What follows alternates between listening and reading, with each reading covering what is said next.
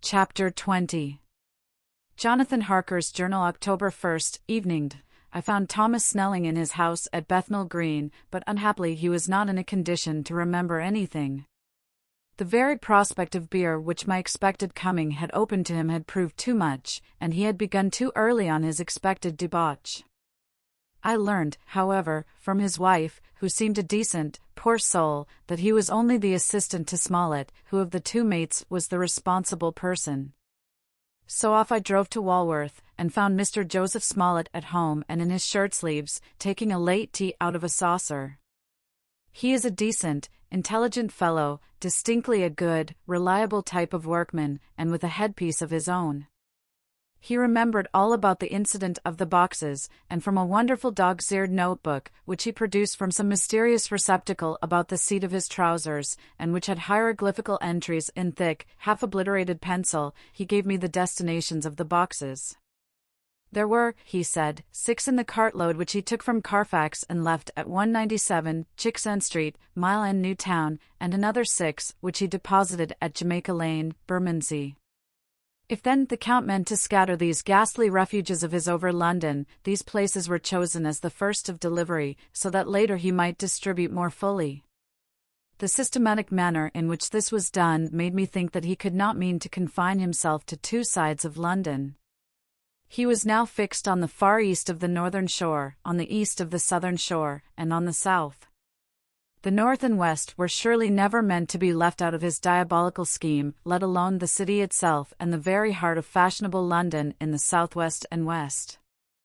I went back to Smollett, and asked him if he could tell us if any other boxes had been taken from Carfax. He replied, "Well, Governor, you've treated me wery handsome. I had given him half a sovereign, and I'll tell yer all I know.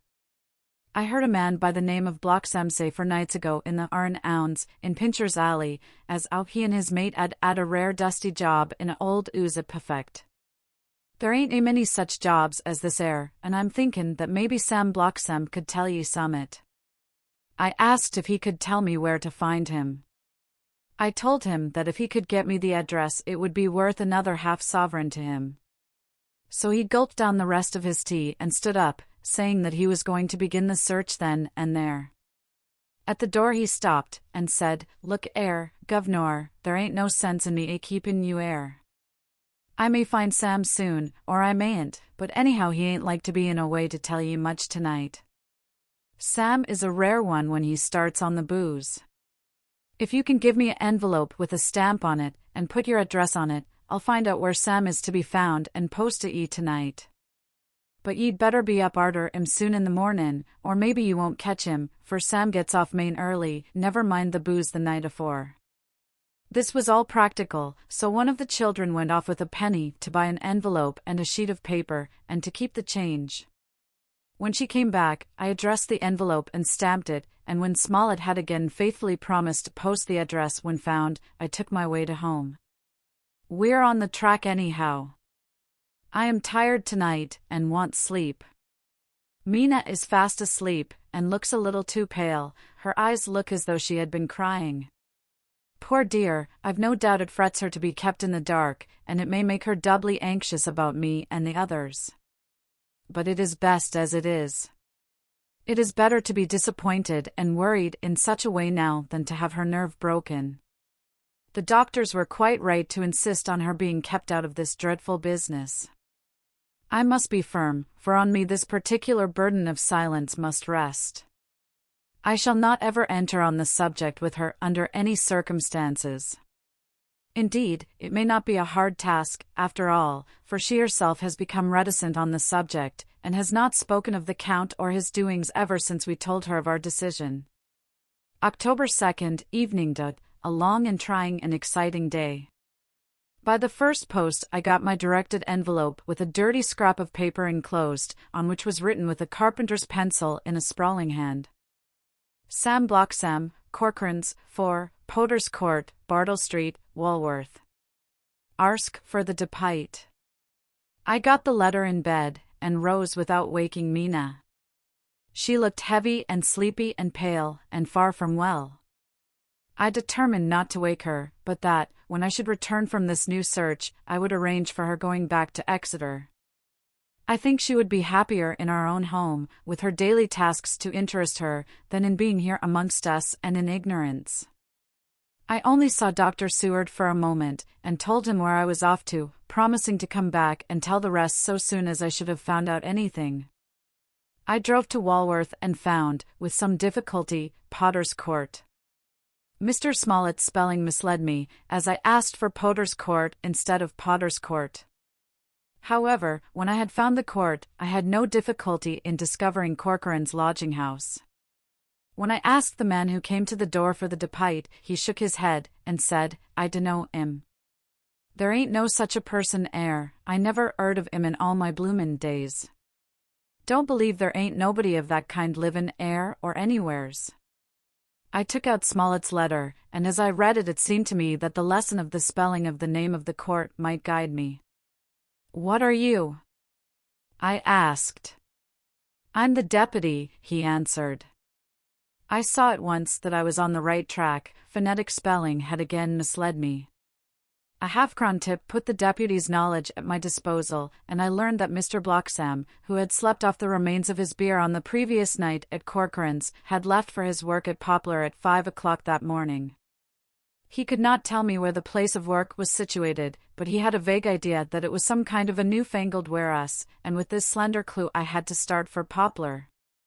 It was 12 o'clock before I got any satisfactory hint of such a building, and this I got at a coffee shop, where some workmen were having their dinner. One of these suggested that there was being erected at Cross Angel Street a new cold storage building, and as this suited the condition of a newfangled warehouse, I at once drove to it. An interview with a surly gatekeeper and a surlier foreman, both of whom were appeased with the coin of the realm, put me on the track of Bloxam. He was sent for on my suggesting that I was willing to pay his day's wages to his foreman for the privilege of asking him a few questions on a private matter. He was a smart enough fellow, though rough of speech and bearing. When I had promised to pay for his information and given him an earnest, he told me that he had made 2 journeys between Carfax and a house in Piccadilly, and had taken from this house to the latter 9 great boxes, main heavy ones, with a horse and cart hired by him for this purpose. I asked him if he could tell me the number of the house in Piccadilly, to which he replied, "Well, Governor, I forgets the number, but it was only a few doors from a big white church or something of the kind, not long built." It was a dusty old ooze, too, though nothin' to the dustiness of the ooze we took the bloomin' boxes from. "How did you get into the houses if they were both empty?" "There was the old party what engaged me waitin' in the ooze at Purfleet. He helped me to lift the boxes and put them in the dray. Curse me, but he was the strongest chap I ever struck, and him a old feller, with a white mustache, one that thin you would think he couldn't throw a shatter." How this phrase thrilled through me! Why, he took up his end o' the boxes like they was pounds of tea, and me puffin' and blowin' afore I could up end mine anyhow, and I'm no chicken, neither. "How did you get into the house in Piccadilly?" I asked. "He was there too. He must have started off and got there afore me, for when I rung of the bell he came and opened the door hisself and helped me to carry the boxes into the hall." "The whole 9? I asked. "Yes, there was 5 in the first load and 4 in the second. It was main dry work, and I don't so well remember how I got home." I interrupted him. "Were the boxes left in the hall?" "Yes, it was a big hall, and there was nothing else in it." I made one more attempt to further matters. "You didn't have any key?" "Never used no key nor nothink. The old gent, he opened the door hisself and shut it again when I drove off. I don't remember the last time, but that was the beer." "And you can't remember the number of the house?" "No, sir. But ye needn't have no difficulty about that. It's a I-un with a stone front with a bow on it, and I steps up to the door. I know them steps even 'ad to carry the boxes up with 3 loafers what come round to earn a copper. The old gent give them shillin's, and they see and they got so much, they wanted more, but he took one of them by the shoulder and was like to throw him down the steps, till the lot of them went away cussin' dot. I thought that with this description I could find the house, so, having paid my friend for his information, I started off for Piccadilly. I had gained a new painful experience. The Count could, it was evident, handle the earth boxes himself. If so, time was precious, for, now that he had achieved a certain amount of distribution, he could, by choosing his own time, complete the task unobserved. At Piccadilly Circus I discharged my cab, and walked westward. Beyond the Junior Constitutional I came across the house described, and was satisfied that this was the next of the lairs arranged by Dracula. The house looked as though it had been long untenanted. The windows were encrusted with dust, and the shutters were up. All the framework was black with time, and from the iron the paint had mostly scaled away. It was evident that up to lately there had been a large notice board in front of the balcony. It had, however, been roughly torn away, the uprights which had supported it still remaining. Behind the rails of the balcony I saw there were some loose boards, whose raw edges looked white. I would have given a good deal to have been able to see the notice board intact, as it would, perhaps, have given some clue to the ownership of the house. I remembered my experience of the investigation and purchase of Carfax, and I could not but feel that if I could find the former owner there might be some means discovered of gaining access to the house. There was at present nothing to be learned from the Piccadilly side, and nothing could be done, so I went round to the back to see if anything could be gathered from this quarter. The mews were active, the Piccadilly houses being mostly in occupation. I asked one or two of the grooms and helpers whom I saw around if they could tell me anything about the empty house. One of them said that he heard it had lately been taken, but he couldn't say from whom. He told me, however, that up to very lately there had been a notice board of for sale up, and that perhaps Mitchell, Sons, and Candy, the house agents, could tell me something, as he thought he remembered seeing the name of that firm on the board. I did not wish to seem too eager, or to let my informant know or guess too much, so, thanking him in the usual manner, I strolled away.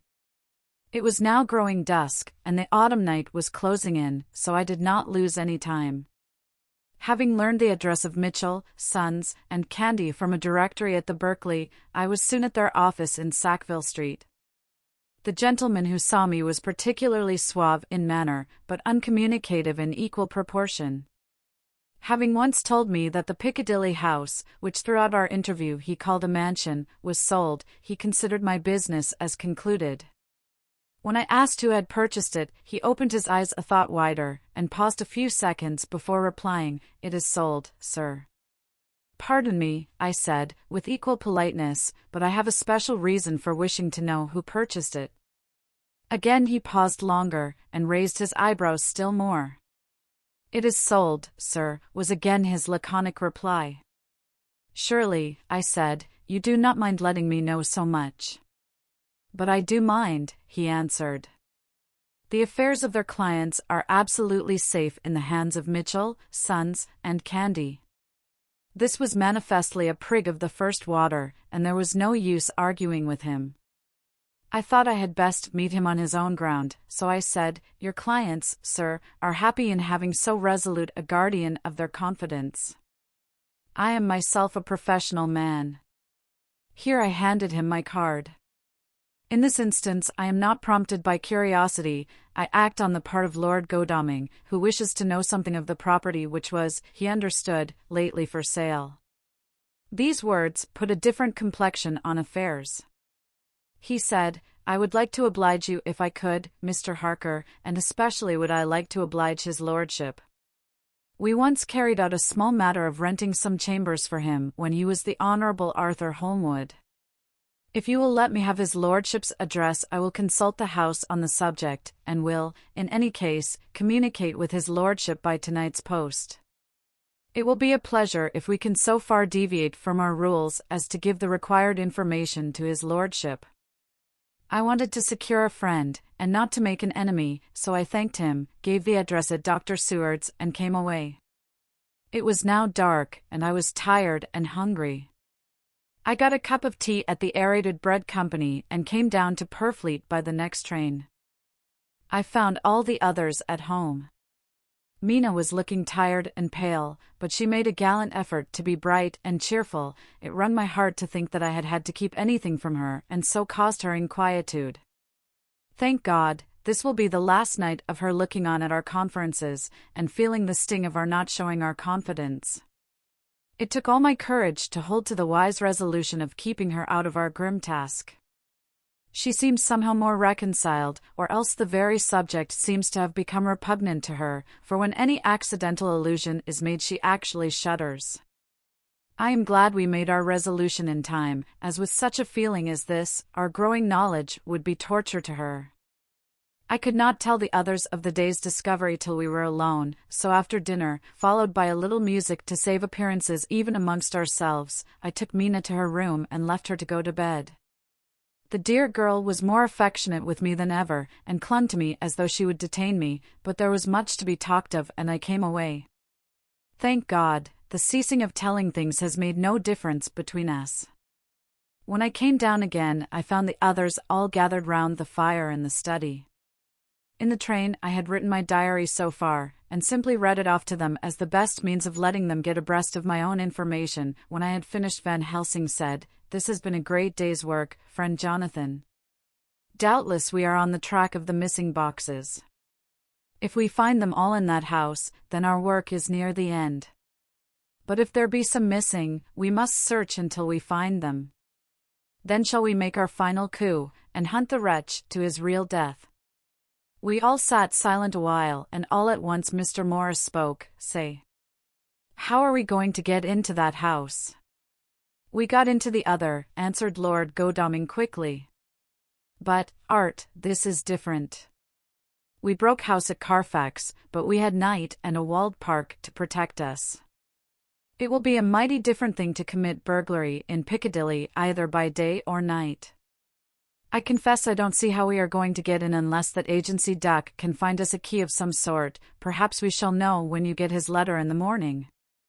Lord Godalming's brows contracted, and he stood up and walked about the room. By and by he stopped and said, turning from one to another of us, "Quincy's head is level. This burglary business is getting serious. We got off once all right, but we have now a rare job on hand, unless we can find the Count's key basket. As nothing could well be done before morning, and as it would be at least advisable to wait till Lord Godalming should hear from Mitchell's, we decided not to take any active step before breakfast time. For a good while we sat and smoked, discussing the matter in its various lights and bearings. I took the opportunity of bringing this diary right up to the moment. I am very sleepy and shall go to bed. Just a line. Mina sleeps soundly and her breathing is regular. Her forehead is puckered up into little wrinkles, as though she thinks even in her sleep. She is still too pale, but does not look so haggard as she did this morning. Tomorrow will, I hope, mend all this. She will be herself at home in Exeter.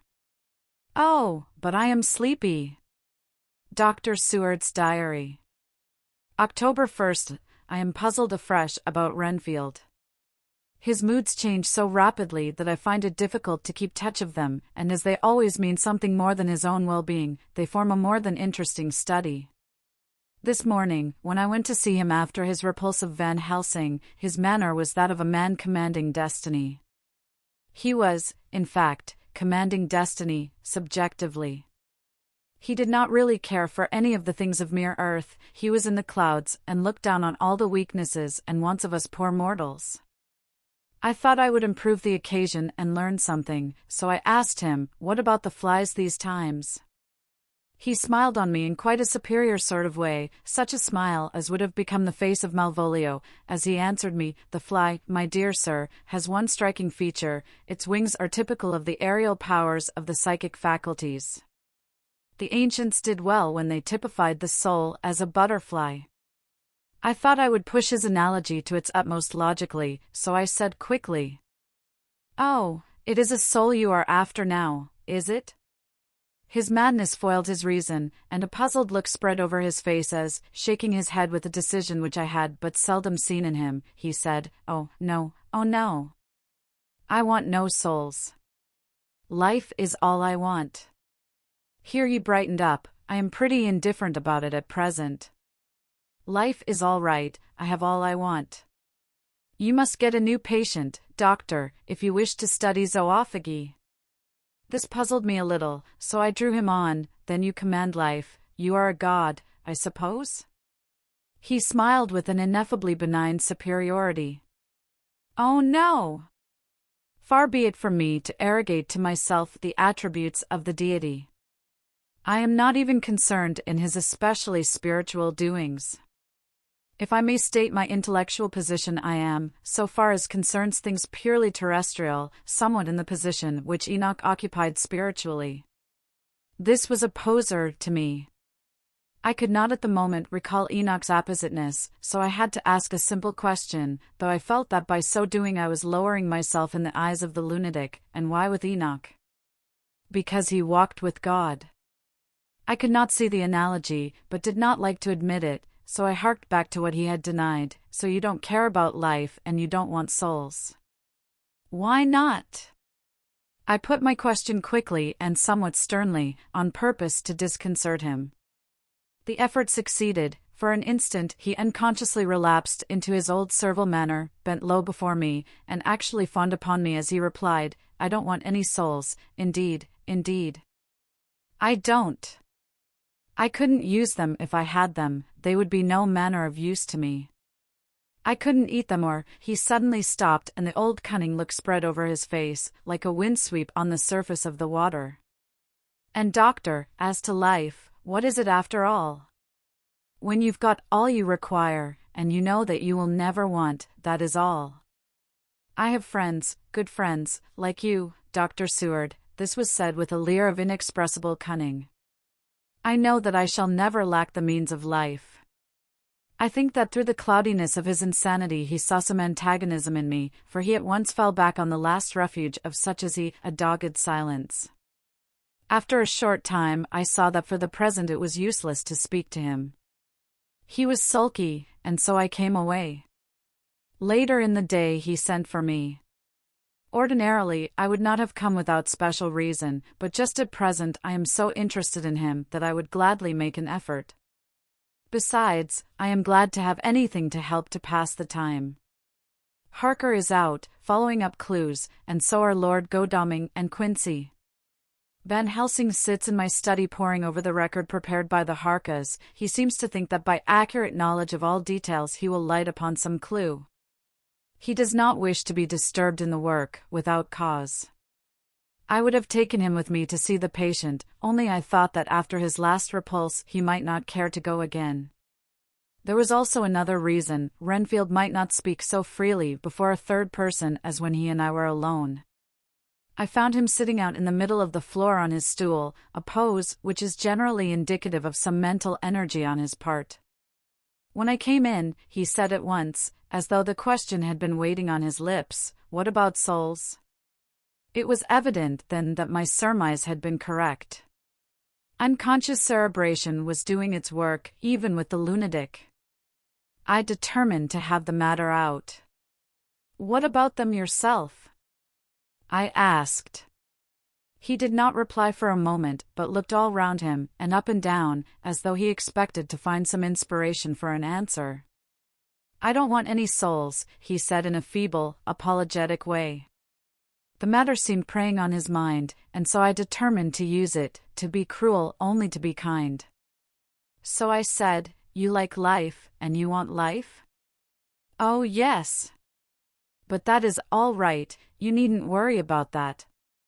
"But," I asked, "how are we to get the life without getting the soul also?" This seemed to puzzle him, so I followed it up. "A nice time you'll have some time when you're flying out there, with the souls of thousands of flies and spiders and birds and cats buzzing and twittering and meowing all round you. You've got their lives, you know, and you must put up with their souls." Something seemed to affect his imagination, for he put his fingers to his ears and shut his eyes, screwing them up tightly just as a small boy does when his face is being soaped. There was something pathetic in it that touched me. It also gave me a lesson, for it seemed that before me was a child, only a child, though the features were worn, and the stubble on the jaws was white. It was evident that he was undergoing some process of mental disturbance, and, knowing how his past moods had interpreted things seemingly foreign to himself, I thought I would enter into his mind as well as I could and go with him. The first step was to restore confidence, so I asked him, speaking pretty loud so that he would hear me through his closed ears. "Would you like some sugar to get your flies round again?" He seemed to wake up all at once, and shook his head. With a laugh he replied, "Not much. Flies are poor things, after all." After a pause, he added, "But I don't want their souls buzzing round me, all the same." "Or spiders," I went on. "Blow spiders. What's the use of spiders? There isn't anything in them to eat or—" He stopped suddenly, as though reminded of a forbidden topic. So. I thought to myself, this is the second time he has suddenly stopped at the word drink. What does it mean? Renfield seemed himself aware of having made a lapse, for he hurried on, as though to distract my attention from it. "I don't take any stock at all in such matters. Rats and mice and such small deer, as Shakespeare has it, chicken feet of the larder they might be called. I'm past all that sort of nonsense. You might as well ask a man to eat molecules with a pair of chopsticks as to try to interest me about the lesser carnivora when I know of what is before me." "I see," I said. "You want big things that you can make your teeth meet in? How would you like to breakfast on elephant? What ridiculous nonsense you are talking." He was getting too wide awake, so I thought I would press him hard. "I wonder," I said reflectively, "what an elephant's soul is like." The effect I desired was obtained, for he at once fell from his high horse and became a child again. "I don't want an elephant's soul, or any soul at all," he said. For a few moments he sat despondently. Suddenly he jumped to his feet, with his eyes blazing and all the signs of intense cerebral excitement. "To hell with you and your souls," he shouted. "Why do you plague me about souls? Haven't I got enough to worry, and pain, and distract me already, without thinking of souls?" He looked so hostile that I thought he was in for another homicidal fit, so I blew my whistle. The instant, however, that I did so he became calm, and said apologetically, "Forgive me, doctor, I forgot myself. You do not need any help. I am so worried in my mind that I am apt to be irritable. If you only knew the problem I have to face, and that I am working out, you would pity, and tolerate, and pardon me. Pray do not put me in a strait waistcoat. I want to think, and I cannot think freely when my body is confined. I am sure you will understand." He had evidently self-control, so when the attendants came I told them not to mind, and they withdrew. Renfield watched them go. When the door was closed he said, with considerable dignity and sweetness, "Dr. Seward, you have been very considerate towards me. Believe me that I am very, very grateful to you." I thought it well to leave him in this mood, and so I came away. There is certainly something to ponder over in this man's state. Several points seem to make what the American interviewer calls a story, if one could only get them in proper order. Here they are: will not mention drinking. Fears the thought of being burdened with the soul of anything. Has no dread of wanting life in the future. Despises the meaner forms of life altogether, though he dreads being haunted by their souls. Logically, all these things point one way. He has assurance of some kind that he will acquire some higher life. He dreads the consequence, the burden of a soul. Then it is a human life he looks to. And the assurance? Merciful God! The Count has been to him, and there is some new scheme of terror afoot. Later, I went after my round to Van Helsing and told him my suspicion. He grew very grave, and, after thinking the matter over for a while, asked me to take him to Renfield. I did so. As we came to the door we heard the lunatic within singing gaily, as he used to do in the time which now seems so long ago. When we entered we saw with amazement that he had spread out his sugar as of old. The flies, lethargic with the autumn, were beginning to buzz into the room. We tried to make him talk of the subject of our previous conversation, but he would not attend. He went on with his singing, just as though we had not been present. He had got a scrap of paper and was folding it into a notebook. we had to come away as ignorant as we went in. His is a curious case indeed, we must watch him tonight. Letter, Mitchell, Sons and Candy to Lord Godalming. October 1st. My lord, we are at all times only too happy to meet your wishes. We beg, with regard to the desire of your lordship, expressed by Mr. Harker on your behalf, to supply the following information concerning the sale and purchase of number 347, Piccadilly. The original vendors are the executors of the late Mr. Archibald Winter Suffield. The purchaser is a foreign nobleman, Count de Ville, who effected the purchase himself, paying the purchase money in notes over the counter, if your lordship will pardon us using so vulgar an expression. Beyond this, we know nothing whatever of him. We are, my lord, your lordship's humble servants, Mitchell, Sons and Candy. Dr. Seward's Diary. October 2nd. I placed a man in the corridor last night, and told him to make an accurate note of any sound he might hear from Renfield's room, and gave him instructions that if there should be anything strange he was to call me. After dinner, when we had all gathered round the fire in the study, Mrs. Harker having gone to bed, we discussed the attempts and discoveries of the day. Harker was the only one who had any result, and we are in great hopes that his clue may be an important one. Before going to bed, I went round to the patient's room and looked in through the observation trap. He was sleeping soundly, and his heart rose and fell with regular respiration. This morning the man on duty reported to me that a little after midnight he was restless and kept saying his prayers somewhat loudly. I asked him if that was all. He replied that it was all he heard. There was something about his manner so suspicious that I asked him point blank if he had been asleep. He denied sleep, but admitted to having dozed for a while. It is too bad that men cannot be trusted unless they are watched. Today Harker is out following up his clue, and Art and Quincy are looking after horses. Godalming thinks that it will be well to have horses always in readiness, for when we get the information which we seek there will be no time to lose. We must sterilize all the imported earth between sunrise and sunset. We shall thus catch the Count at his weakest, and without a refuge to fly to. Van Helsing is off to the British Museum looking up some authorities on ancient medicine. The old physicians took account of things which their followers do not accept, and the professor is searching for witch and demon cures which may be useful to us later. I sometimes think we must be all mad, and that we shall wake to sanity in strait waistcoats. Later, we have met again. We seem at last to be on the track, and our work of tomorrow may be the beginning of the end. I wonder if Renfield's quiet has anything to do with this. His moods have so followed the doings of the Count that the coming destruction of the monster may be carried to him in some subtle way.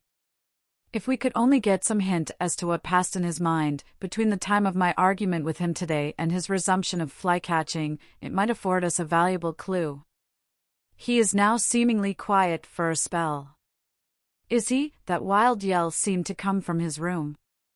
The attendant came bursting into my room and told me that Renfield had somehow met with some accident.